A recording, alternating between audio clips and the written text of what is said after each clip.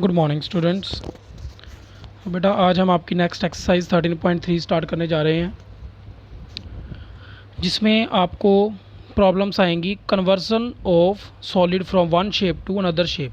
कि किसी एक शेप का कोई फिगर होगी, उसको मेल्ट करके आपने एक दूसरी शेप बना देनी है। ठीक है, तो उस शेप के क्या हाइट है, क्या रेडियस है, ये कुछ उसने क्वेश्चन में पूछा होगा। ठीक है, तो इसके बारे में हम अब पढ़ेंगे।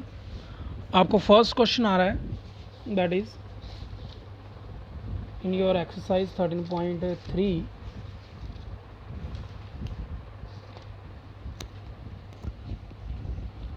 ए metallic sphere of radius. Correct, metallic sphere है जिसका रेडियस है 4.2 centimetre, is melted and recast into A shape of cylinder. उसको दोबारा से एक रीकास्ट करके एक सिलेंडर बना लिया गया है जिसका रेडियस 6 सेंटीमीटर है। And we have to find the height of the cylinder. हमने इसकी हाइट फाइंड करनी है। Since their volumes are same, क्योंकि इसको मेल्ट करके बनाया गया है ये। ठीक है, तो इनके वॉल्यूम्स क्या होंगे, सेम होंगे। ये पूरे चैप्टर में ऐसे चलेगा, वॉल्यूम हम क्या रहेंगे, सेम ही लेंगे। ठीक है, तो जो हमें गिवन है हम पहले वो लिख लेते हैं। हमें गिवन है इसका रेडियस और सिलेंडर का radius. Volume of sphere is equal to volume of cylinder. दोनों के वॉल्यूम्स का मैंने फार्मूला लगा दिया है। एक बात आप याद रखेंगे, जब भी आपको रेडियस डिफरेंट हैं तो आपने उनकी नोटेशन भी डिफरेंट ही देनी है। यहाँ पे मैंने R1 और R2 यूज़ कर रहा हूँ। R1 यूज़ कर रहा हूँ रेडियस ऑफ स्फीयर के लिए, और R2 यूज़ कर रहा हूँ रेडियस ऑफ सिलेंडर के लिए। ठीक है, सो यहाँ से मैंने इसकी h की वैल्यू निकाली है 4π/3। ये इधर जाके क्या हो जाएगा, 4/3 R³ R1 की क्यूब डिवाइड बाई ये पाई और R2 का स्क्वायर। इसके साथ मैंने क्या कर दिया, इसको डिवाइड कर दिया। This is nothing. So pi के साथ आपका पाई कट जाएगा। 4/3 we are left with these values. बाद में मैंने वैल्यूज़ फिल कर दी हैं इनकी। आफ्टर दिस आपने कैलकुलेशन करनी है। ये मैंने 4.2 को 42.10 कर दिया है। 4.2 को 42/10 करके लिख दिया है यहाँ पे। 42/10 ये रहा, एक ये और एक ये। 4.2 का क्यूब था और नीचे 6 का स्क्वायर था, तो ये 2 6 रहे। 4/3 था, ये 4/3। 4/3 यहाँ पर है तो 3 हम डिनोमिनेटर में लिख सकते हैं, इसलिए मैंने 3 नीचे लिख लिया है। ठीक है, बाद में मैंने क्या कर दी, इसकी कटिंग 6 के टेबल पे 42, ये भी 42 कट गया। ठीक है, नीचे हमने कोशिश करनी कि ज़ीरोज़ ख़त्म नहीं करनी, ज़ीरोज़ हमें डायरेक्टली आंसर दे देती हैं। और 3 के टेबल पे ये 42 कट जाता है 14 के साथ। After calculation you will get the answer. 3 zeros हैं, 3 डिजिट छोड़ के आप डेसिमल लगा दोगे, तो this is your required answer. Clear. Next sum देख लेते हैं। नेक्स्ट सम में बेटा आपको स्टेटमेंट जो गिवन है, that is a metallic sphere of radius 6, 8 and 10 centimetre. 3 spheres हैं रिस्पेक्टिवली। इनको मेल्ट करके आपको एक सिंगल सॉलिड स्फेयर बनाया है, ये वाला। तीनों को पिघला के हमने ये बना दिया है। ठीक है, find the radius of the sphere. हमने इस स्फेयर का रेडियस फाइंड करना है। ठीक है, इस स्फेयर का रेडियस फाइंड करना है। ठीक है, तो जो हमें गिवन हम लिख लेते हैं। इसको मैंने दिया है R1, इसको दिया है R2 और इसको नेम दिया है R3।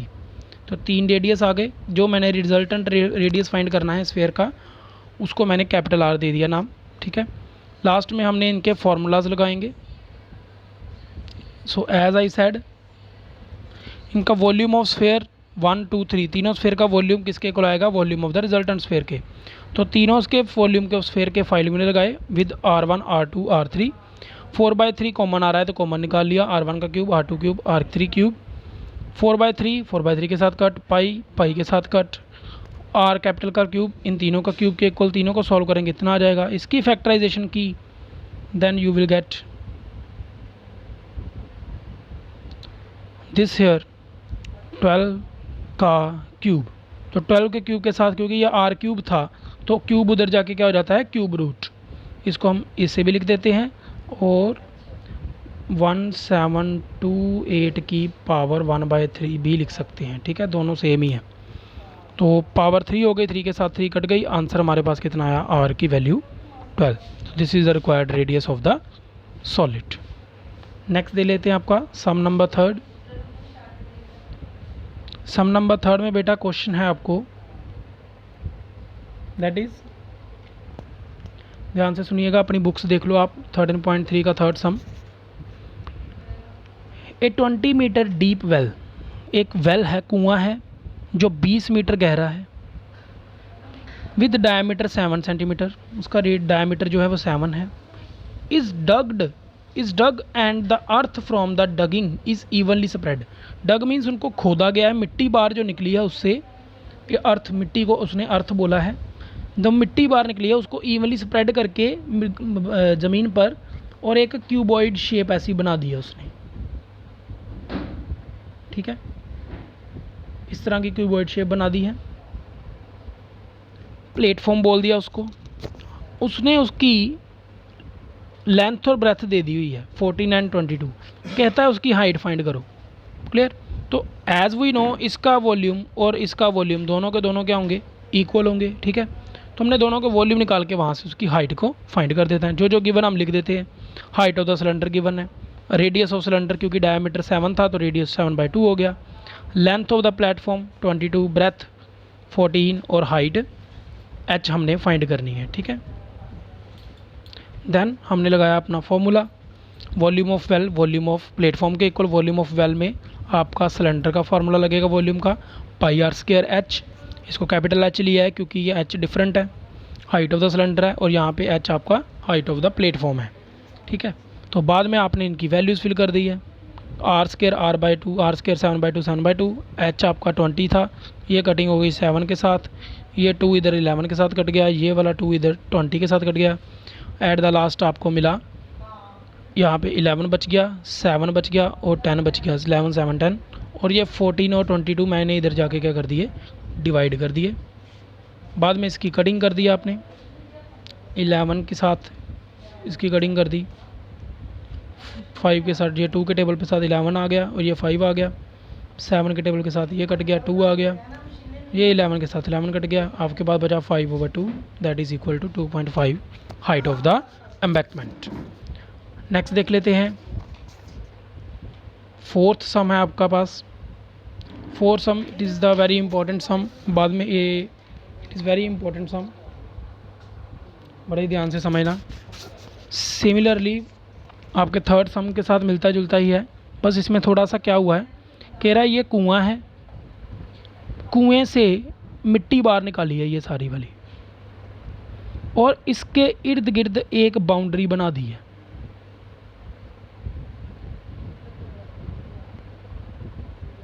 ठीक है, ऐसी बाउंड्री बना दी है। क्लियर। जैसे हम कुएं के बाहर दीवार, सर्कुलर शेप की दीवार इमेजिन कर सकते हो, जो ऊपर से ऐसी दिखेगी, ठीक है, क्लियर। और यहाँ पर उसकी ये ऐसे है, means it's like a hollow cylinder, clear. तो ये मैंने ऐसे फिगर बनाई हुई है, ये आपका कुआं है जिसका डायमीटर 3 है और हाइट है 14, क्लियर।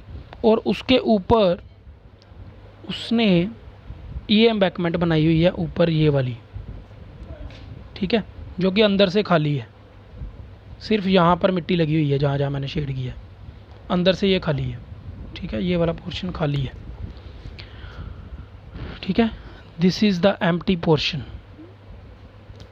सो अब हमने क्या फाइंड करना है, जो मिट्टी बाहर निकली है यहाँ से वो इस मिट्टी के इक्वल है, तो volume of lower part is equal to volume of the embankment, volume of well, lower part जो वॉल्यूम ऑफ वेल है वो वॉल्यूम ऑफ एम्बैंकमेंट के इक्वल है, ठीक है। जो जो गिवन है हम वो लिख लेते हैं। डायमीटर गिवन है, डायमीटर से रेडियस आ जाएगा वेल का, हाइट ऑफ द वेल आपको गिवन है, और ये जो डिप्थ है, ये जो दीवार बनी है उसकी ये जो डेप्थ है, ठीक है, कितनी मोटी दीवार है, वो 4 मीटर मोटी है, ठीक है। आपने फाइंड करना है ये हाइट कितनी है एम्बैंकमेंट की, ठीक है। एम्बैंकमेंट ये चीज़ है जो कि अंदर से खोखली है, और आपने ये फाइंड करना है h, नीचे इसके कुआं है। Clear. So volume of well क्या आएगा, वॉल्यूम ऑफ वेल जो कुएं का वॉल्यूम जितनी मिट्टी बाहर निकली है that is pi r square h. ठीक है, इसमें कैपिटल एच मैंने आपको ये ले लिया है हाइट 14, और जो एच हमने फाइंड करना है उसको मैंने स्मॉल एच लिया है। ठीक है,